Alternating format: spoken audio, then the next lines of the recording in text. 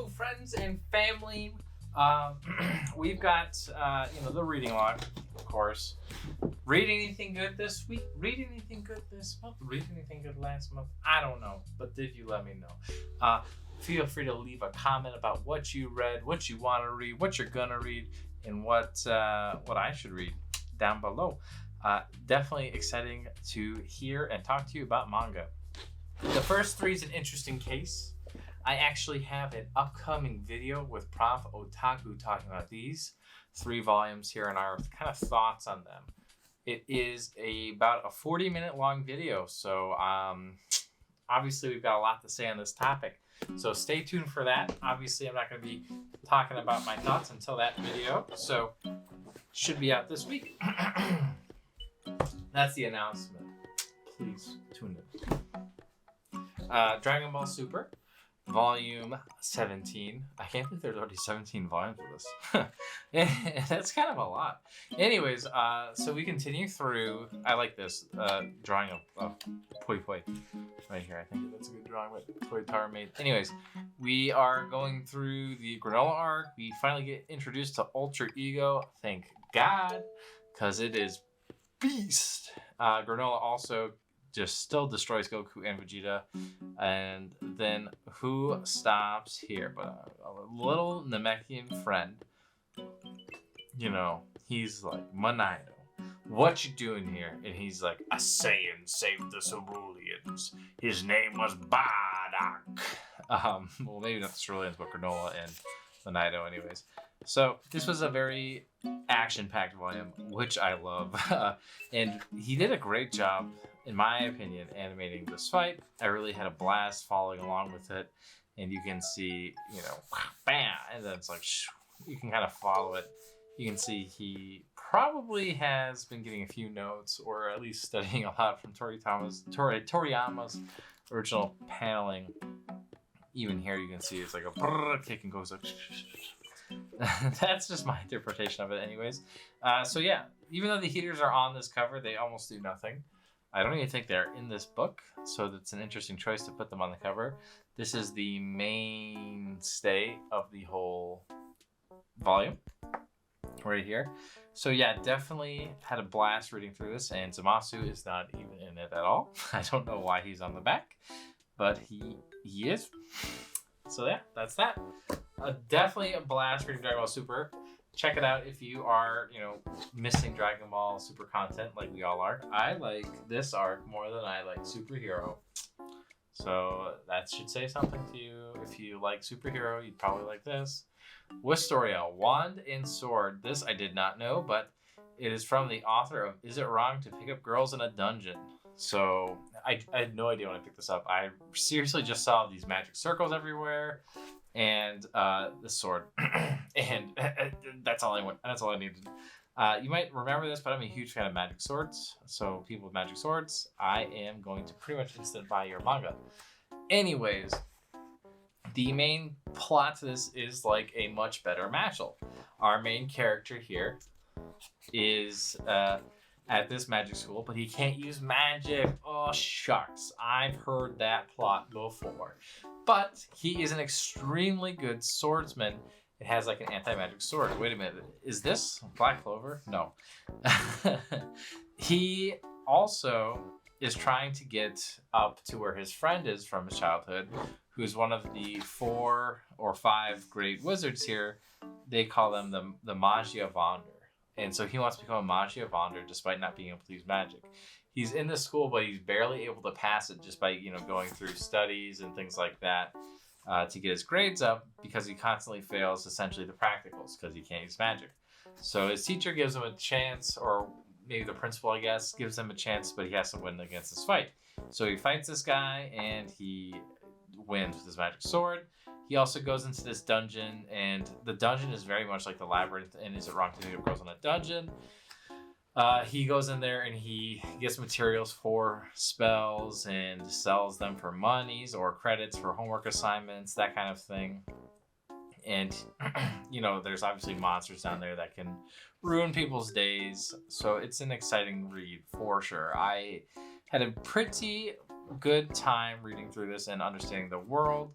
You know, a main character guy's obviously showing up people who think they're prodigies, and then he's like, "You're tragedy. You ain't no prodigy. You're trash," and you know, things like that. So I definitely like it a lot. If you like either Wrong Favorite Girls in a Dungeon, Magic, Swordsman, Mashal, Black Clover. What else? What else? Not really One Punch Man. You know, it's kind of like those. So check that out if any of that sounds up your alley, which it should sound like it's up most people's alley, I would think. Excited for when that anime comes out. Skygazer. This is by the same creator as Heavenly Delusion. This is an interesting series of one-shots. So it starts off with these 3 kids here, and that's his sister. And they're going to the bookstore to get porn, but they're trying to be sneaky about it so they can actually get the porn. But they end up getting kind of frozen, and they don't get the porn they want. They get kind of a trashy porn. It's like MILFs, and they're like, "What the fuck is this?" They're pissed. See, so what do? Well, they go to the trash and they find porn that they're more interested in. Their whole concept was to try to buy it and just slide it in there so the store clerk wouldn't notice it, but they also didn't realize what they got. So sad. Anyways, once they find the porn that they, yeah, see right there. Gong! Hardcore MILF magazine. No good. It's just trash. Anyways, it's a series of one-shots, though, that have all these characters kind of tied together. So that's one-shot. Then we cut to the future. We see a few of the kids older. And the main kid is Ario, who is this guy, and his sister. So it focuses on them and these robots who are very human-like. People are using as sex dolls, and the world is trying to say, no, robots have rights too. You can't just rape these robots. And people are like, I literally bought it with my money. I can do what I want with it. And so there's legislation about it. There's some murders happening. And so the police have to investigate the murders. And there's a whole plot that kind of connects these one-shots. I had a blast reading through it and seeing how these one-shots, all seemingly unrelated, kind of connect. And so it's a good time to read through it. If you guys like something like... not Psychopaths, but what's it called? Oh shoot, I cannot remember the name of this manga or this anime where everything kind of ends up connecting in the end, but it's seemingly unconnected. It's called Paranoia Agent. It's very similar to kind of like Paranoia Agent, so but a little funnier than Paranoia Agent was. So if you like that kind of a style of telling, definitely check it out. I think Satoshi Kon also did that one. If I remember right. Might be mixing them up though. J.K. Haru's a sex worker in another world. Can't really show too many panels on this, but this is actually very good. The first, I can actually show the first volume, or volume 3 rather, is she ends up joining a Kick the Can League, which is like a huge sports event, but she ends up helping these kids win right here that she befriends because she uses sex appeal to help win. She's wearing like hot shorts, she's doing like skirt flashes. And the other team like forfeits because they get like boners, and then they can't compete and kick the can anymore. It was pretty funny. And then we also have volume 4, which kind of goes over some serious events in this story. We get to learn more about this guy. Apparently wherever he goes, he makes it rain. He also ends up sleeping with her, which is great for her because she's really interested in him. And then she ends up telling Chiba to never come back, which is like, whoa. Chiba's the guy that kind of came to this world with her from their original world. So that was kind of shocking to hear her say that. But she's like, Chiba's acting kind of like a dick, like big time. Like Chiba's always dickish and like an asshole, but like he really kind of crosses the line. And it seems like Haru was kind of that way with him originally too, from the glimpses they show of their original life, but yeah. Chiba is really acting out lately. So good for her. Now we've got Goblin Slayer. So volume 11 right here, Goblin Slayer. Really, I was enjoying it quite a lot. We get the finale here to this little Snow Mountain arc. We fight against the Paladin Goblin again. We beat the Paladin Goblin. We have some pretty nifty tricks against it. We do the little party afterwards, and we bring the girl back, and we show the farm with his love interest there, of course. Gotta love the love interest. And we start this next arc. I think it's not really, I don't think a main arc yet, but the priest ends up joining another party. I think it's just for like a one-off thing to help them out. I don't know if Goblin Slayer's going to go with her or not, but should be interesting nonetheless. But Goblin Slayer, of course, very kind of a bloody manga, very gory. I'm always curious to see what will happen next and how they'll get out of these situations, because you think goblins would be super weak, but these goblins are not weak by all. You can see a sweet little matchup there of art between Goblin Slayer and the Paladin Goblin. We do the Avalanche. That was neat. Anyways, great read. Strongly recommend Goblin Slayer if you haven't checked it out and you're a big fan of seinens. Goblin Slayer Year 1, Volume 2 and 3 is pretty much everything you need to know in the title. It's the main flashback of Goblin Slayer, how a lot of the characters kind of get their way. It shows Goblin Slayer's training kind of in flashbacks to this manga, which is in of itself a flashback.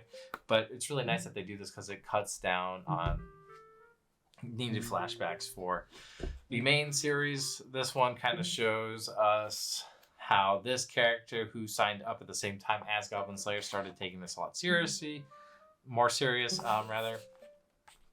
and shows a few things of Goblin Slayer getting his ass kicked by these goblins because he's still kind of inexperienced, so he is bound to get destroyed, of course, every once in a while now. So the other guy loses a lot of his party, and this guy, Goblin Slayer here, decides to sack up and just go to town. He loses his mind and just goes absolutely ham.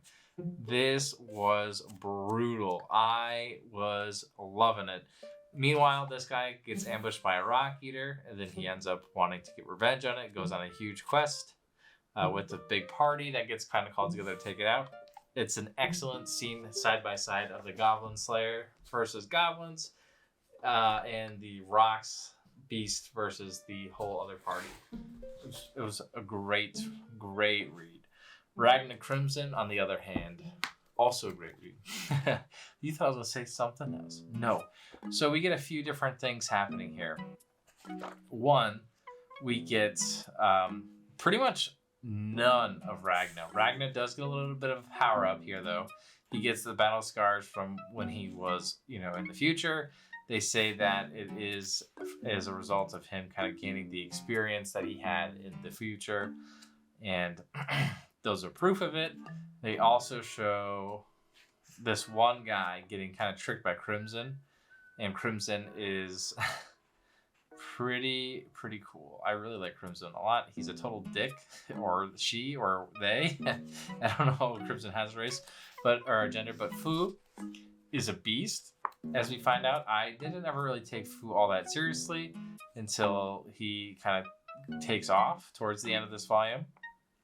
And also we have this dragon here that can make eyes, and these eyes are, the dragon's powers, and they can go like everywhere. So you can kind of see his eyes like that, and then they branch off. Crimson is looking like stuck either in the past or in another world. I'm not sure. You can see these kind of these berserk dragons here to take over these humans. Meanwhile, the silverware princess is like berserking these humans, so they're gonna die, and so these dragons are gonna die too. But the humans just think that it's like the adrenaline rush from the battle, but no, it's her pushing them past it using her powers. And I'm like, holy shit, that's fucked up. And then we get a little touch up on Ragnar at the end here, which was epic. See, look at that the spirit sword from Yu Hakusho right there, just absolutely beautiful. And then a 2-arm fold mountain leveling cannon. Holy shit. Anyways, you can see why I really like this manga. There are big flashy moves that do big flashy things. We get counter, predation. What the heck? Look at all this stuff. So anyways, if these guys are all that strong, and the person that she was traveling with originally, which I don't remember her name because she hasn't been around in forever, I feel like. If she was the strongest back then, like, I don't even know what she could have been capable of. but somehow she died, and that's nuts to me that she could die and she was potentially stronger than these guys. I'm not sure that she could have been, but yes, that is it. That is everything that I read this week, and it was awesome. I had a blast reading through just about every single volume that I read this session. So definitely, oof. If I could pick one, I don't even know. But I would probably say if you had to read anything, try something new, it'd be Wistoria, Wand and Sword. But if you want a one-off, it's Skygazer. I really like that one shot. That was great. Anyways, thank you so much for watching. Please comment, like the video down below if you found something that you like. Why don't you use my Rights affiliate link and go buy yourself the nice, beautiful volume. We'll see you next time. Bye-bye.